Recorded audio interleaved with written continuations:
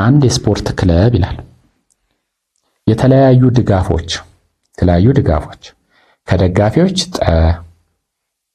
ጠብር ያህል ብር ከአባላቶች ያህል ብር እና ከቁሳቁሶች ሽያጭ ዘብር ካገኘ የክለቡን ገቢ የሚገልጽ መስመራዊ የእኩልነት አረፍተ ነገር ጻፍ ይላል።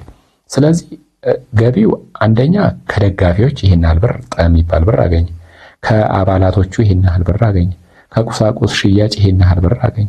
ስለዚህ የዚህን አጠቃላይ ገቢ የሚገልጽ የእኩልነት አረፍተ ነገር ጻፍ ከተባለ ምንድነው የምናደርገው ማለት ነው? መጀመሪያ የስፖርት ክለቡን በሆነ አንድ ተለዋዋጭ መተካት አለብን። እሱን ጠንበር ወይም ደግሞ ጠተ ተወስዷል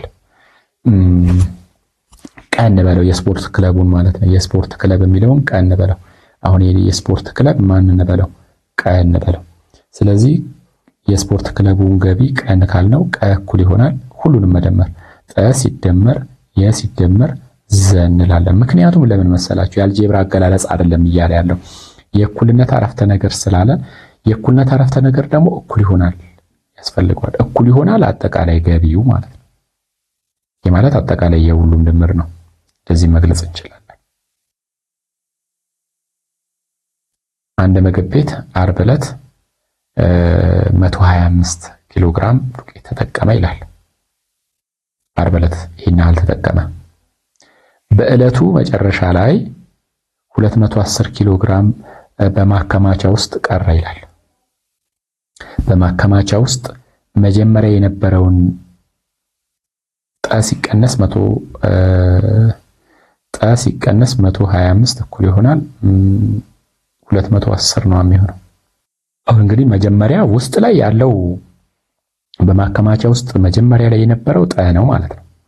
አሁን መጀመሪያ ላይ በማከማቻ ውስጥ የነበረው ጠ ነው። ዓርብ ዕለት የተጠቀመው ደግሞ 125 ነው። ስለዚህ አሁን 210 ቀረ ነው እያለን ያለው አይደለ? አሁን እዚህ ጋር እየጠየቀ ያለው በማከማቻ ውስጥ መጀመሪያ የነበረውን የዱቄት መጠን ለመፈለግ የሚጠቅም መስመራዊ የእኩልነት አረፍተ ነገር ጻፍ ለሚለው ይሄንን ምንድነው የምናደርገው?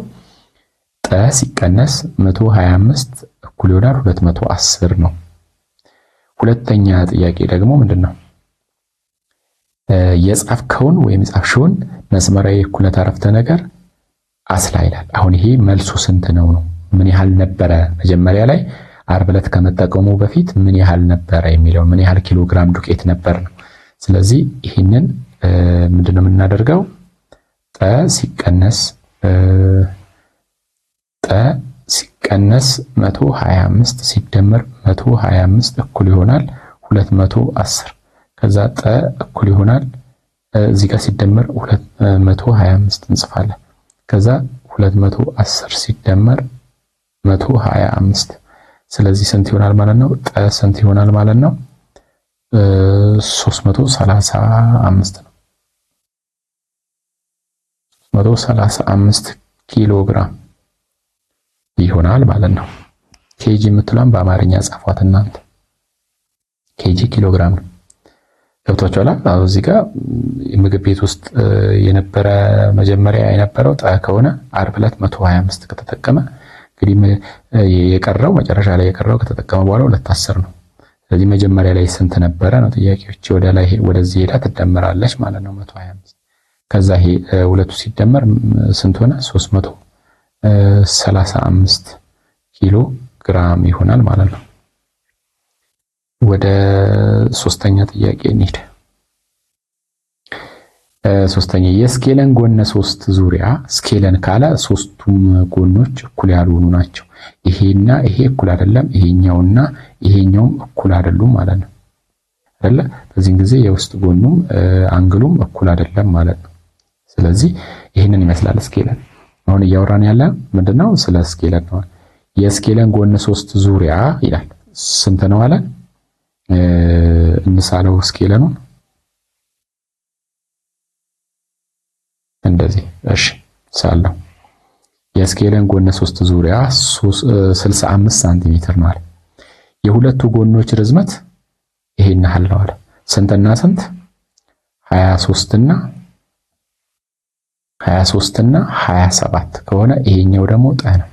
አሁን እያለን ያለው ጎን ዙሪያ ደግሞ ሲደመር የሚታወቀው በመደመር ነው። ይሄንን ከዚህ ሶስቱን በመደመር ነው አይደለ? ስለዚህ ዙሪያው የሚታወቀው ሁሉንም በመደመር ነው። አረፍተ ነገሩ ምንድነው የምናደርገው? ጠ ሲደመር 27 ሲደመር 23 እኩል ይሆናል 65። ይሄ አረፍተ ነገሩ ነው አይደል? ይሄ ማለት ሁለቱ ሲደመር ስንት ነው የሚሆነው? ይሄ 50።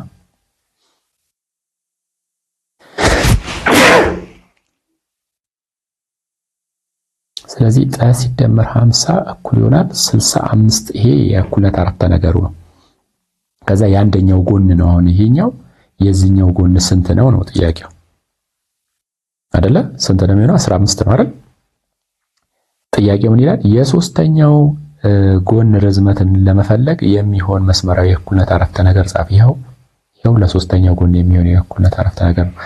ለጻፍከው መስመራዊ የእኩልነት አረፍተ ነገር መፍትሄ ስራ ይላል። ስለዚህ ይህን መፍትሄ ስንሰራ ደግሞ ምንድነው የምናደርገው? አሁን ጠ ሲደመር 50 እኩል ይሆናል 65 ነው አይደል ያለው። ከዛ ጠ ሲደመር 50 ሲቀነስ